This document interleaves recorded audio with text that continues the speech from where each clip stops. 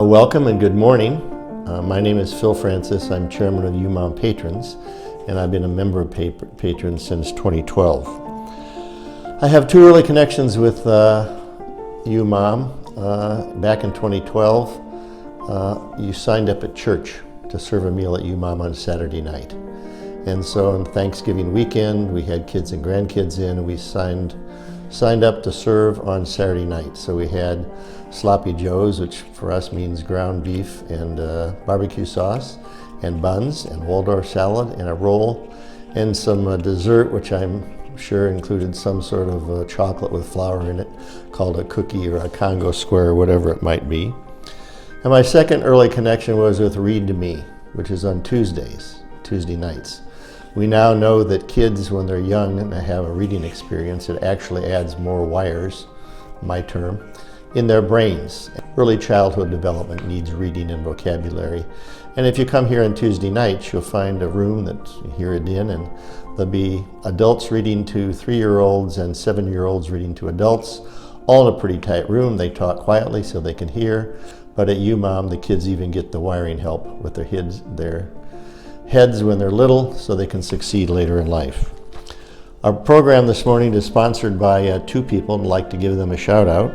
One is Circle K, and the names I would mention would be Tim Turek and Carla Garcia, and also Biltmore Properties. I give the shout out there to Nancy Bills. We're in a world of COVID-19. It's more pressure and change on all of us, and what we hear is, I'll be the 20th who told you this, stay at home, shelter in place, avoid public areas, wash your hands often, but think for a minute, and now we get to UMOM. What if you don't have a home where you can shelter in place and you can wash your hands often?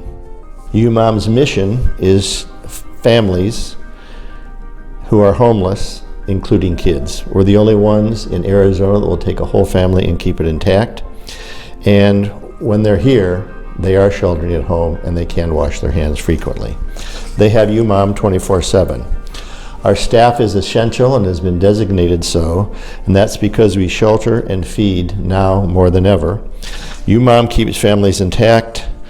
To help tell the story better, I'm going to be followed by Darlene Newsom. Some call her CEO. I think she's Imperial Starship Commander. She's a long-serving and very talented CEO of UMOM, and a video from her will be next. Thanks for joining us. Hi, I'm Darlene Newsom. I'm CEO here at UMOM New Day Center. And what a life we're living right now. It's a different world out there. But UMOM is here, and we continue to serve, and we continue to provide shelter for homeless families, single women without children, and our youth aging out of foster care. We also develop affordable housing. We have over 400 units of affordable housing. And in the next couple weeks, we have 90 units that are opening up for 55 and over with a preference for veterans. And so we have a full continuum of care that we provide here for homeless families and individuals and youth. And to be honest with you, we were knocking our goals out of the park. We set outcomes in all our programs, and our exits to permanent housing was 70%. And it's way above the national average. We had cut the length of time a family stays in shelter by 20 days last year. But then the COVID-19 hit, and now we're back to square one again. We know that our families are going to stay here longer. We know many of them have already lost their jobs. Many of our children are not in school. And so it's very important for us here to keep everyone safe and healthy and off the streets. And we monitor our wait list. We are the coordinated intake for all homeless families in the Valley. And last week, our list for shelter care went up by 30%. And what that means is that we have 170 families that are waiting to come into an emergency shelter, and the wait time is 12 weeks.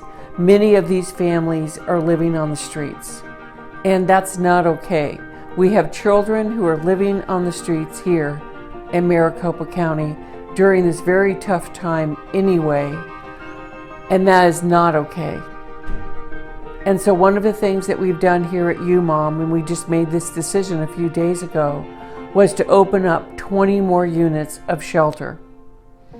And so what we've done is we repurposed some of our rooms that can be used as shelter. And we opened up 20 units, and in fact today we had 5 families that moved in.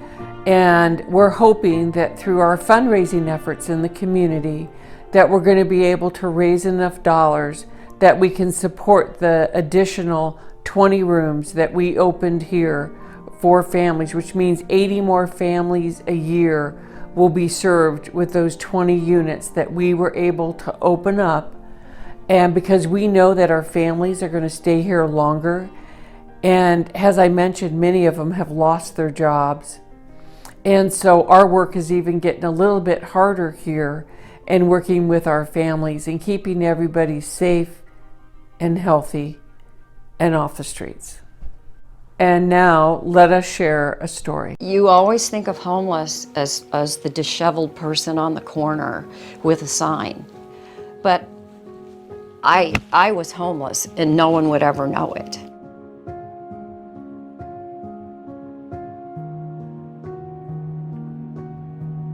Around the 11th month of our lease, the landlord informed us that we had to leave because his son was coming home and he was going to live in the house with his family.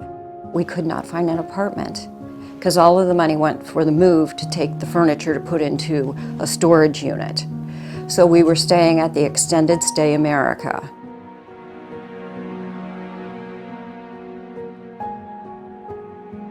I walked out the door and I walked back into that hotel room, and it just struck me that I can't even afford this. What am I going to do? I'm grieving like crazy. So I went to Walmart, I bought a $32 tent. I brought blankets with me, and I went up to the McDowell Mountain Reserve. My mother left me at the doorstep at the age of 7. I grew up on the streets, I was homeless, lost my mom, lost my dad as well, and I was married, lost my husband. The very foundation just shook from up under me, trying to figure out if there's any hope for me. There's got to be more to this. There's got to be a new life. Being homeless is not on the agenda. You don't think, oh, okay, well, in 5 years I'll be homeless, so we need to do this. It hits you like a ton of bricks.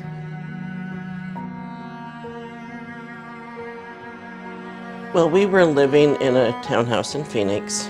Our daughter had fallen and broken both her legs and ended up needing surgery, and she was in rehab for a month. And then I was battling cancer. So all these medical bills happened. We ended up losing our lease. We seriously were looking at living in the storage unit. And in fact, John did stay there a couple nights when he couldn't get into Cass. So, you go from having your own house to thinking about living in a storage unit.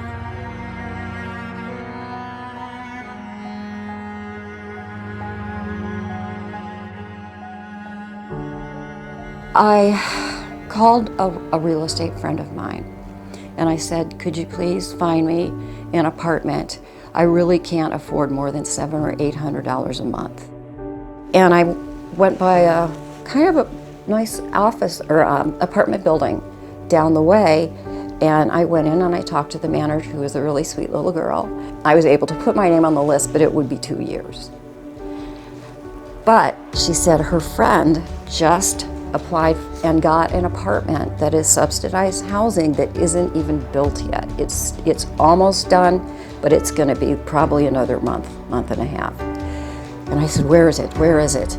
So she told me where to go to apply, and I went and I applied, and I got it. It was just such a sign that everything is going to be all right.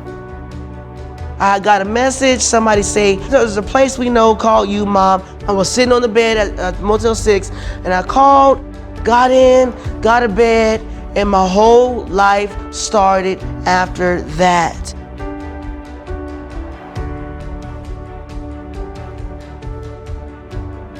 My husband likes to talk.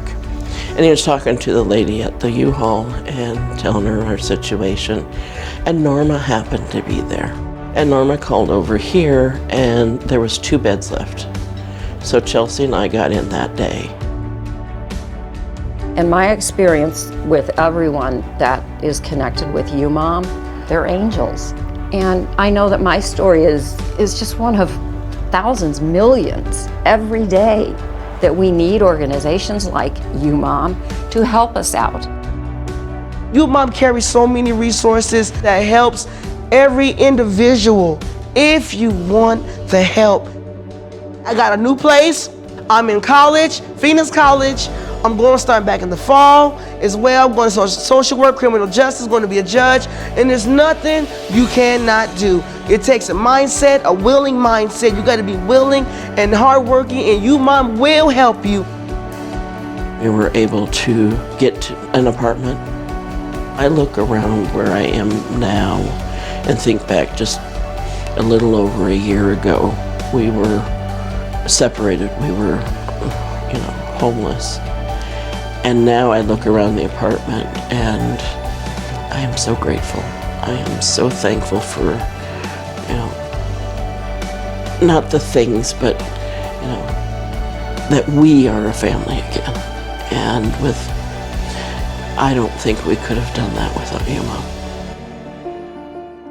You have an opportunity to become a founding member of the New Day Society, and you can start that pledge with a $5,000 pledge, $1,000 a year, $84 a month, or $10,000 or $25,000 over 5 years.